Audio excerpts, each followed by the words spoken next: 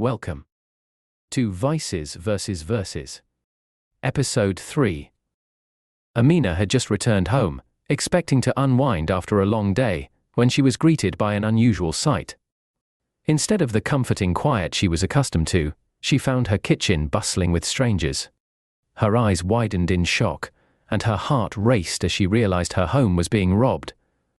Without wasting a moment, she let out a high-pitched scream that penetrated through the walls and noise of the neighborhood. Her piercing wails worked like magic, and neighbors quickly emerged from their homes, rallying and calling others into action. They hurriedly gathered to corner the intruders. The crime scene was a comical parade of neighbors menacingly threatening the robbers while wearing mismatched bedtime attire and unusual choices of bedtime accessories. Among them was a young lady with a delicate and lean build standing resolutely at the door, sporting a brightly colored and oversized travel pillow around her neck. The most amusing sight was a bald man with a slouched posture, prominent belly, and untoned physique, who had emerged donning a headband and workout clothes. It was a puzzling sight, leaving everyone questioning the choice of workout clothes as sleepwear. This surreal mix of misplaced comfort and frantic urgency added humor to the otherwise serious situation. As Amina peered into the kitchen, she couldn't believe her eyes. The thieves had grabbed pots, pans, kitchen utensils, and the meals she had prepared, completely disregarding the expensive electronics and jewelry within reach.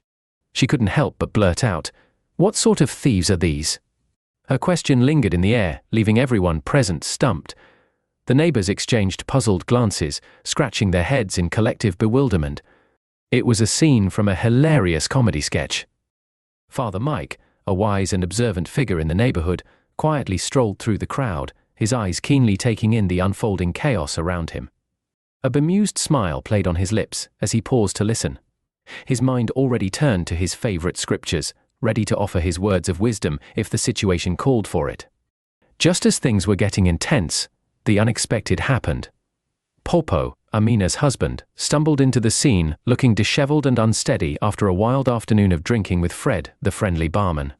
His arrival injected a surprising turn into the unfolding drama, creating a buzz among the onlookers. He couldn't stop rubbing his eyes in disbelief, questioning the reality of the scene before him. Amidst the chaos, a sharply dressed man with polished boots and a charismatic presence strode to the forefront. He raised his hands up in a gesture of pacification. "Hold on, everyone," he urged, a sly smile playing on his lips. "We're not your ordinary crooks. We're simply here to claim what is ours." He was both charming and intimidating. His piercing eyes and confident stance made it hard to ignore him. A hush fell over the crowd as Amina's gaze locked onto Popo, who was visibly uneasy. The sharply dressed man's voice rang out. Popo staked his precious cooking utensils to cover his losses from the bets he took today. To our surprise, freshly prepared food was still in the pots. We decided to collect the items, including their content. You all know wasting food is not something we condone here. No one dared to speak up, nor did anyone challenge his statement. Everyone recognized him immediately. It was Casino, known for his relentless determination and dedication to claiming his winnings. Casino explained, Popo believed he could still triumph even in defeat. Amina wondered, but how? With a mischievous grin, Casino noticed Amina's puzzled expression and couldn't resist adding, "That's for Popo to explain. I'm just here to collect." From the midst of the crowd, a voice suddenly pierced the air. "You know, Popo never actually enjoyed your cooking," Fred, the slightly tipsy barman, declared loudly. It turned out that Popo had confided in Fred about his frustrations, stemming from a lost bet on their favorite soccer team, which left him in debt to Casino.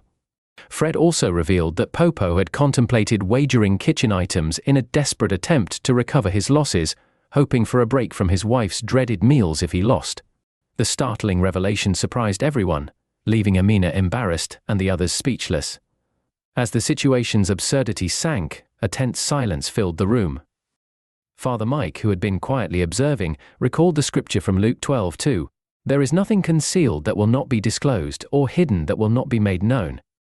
It was a powerful reminder that even the best-kept secrets would eventually come to light.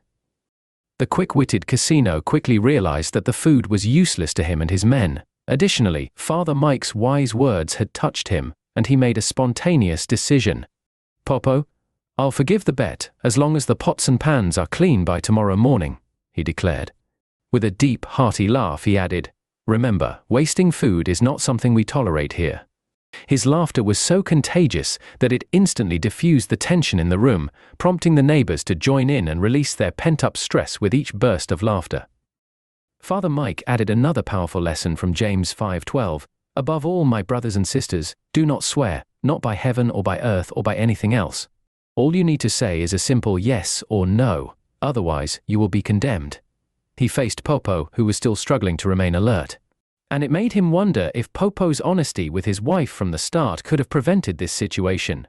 Popo nodded and smiled sheepishly as Fred desperately tried to prevent him from falling. Little did Popo know his wife Amina had a delightful surprise in store for his birthday.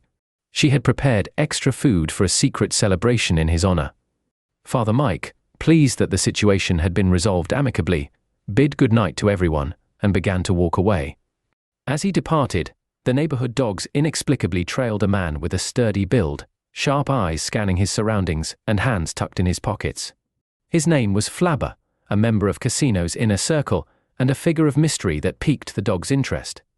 Unbeknownst to the crowd, Flabber couldn't resist the temptation to sample Amina's cooking while recovering items from the kitchen. But as he tasted the food, his face was contorted in confusion. He was torn between eating it and throwing it away. Obviously, people around here didn't waste food, so he decided to save face. With a quick glance around, he discreetly hid the food in his pocket, ensuring he wouldn't be seen wasting it. Father Mike, observing this odd behavior from a distance, couldn't help but laugh at the scene. The end.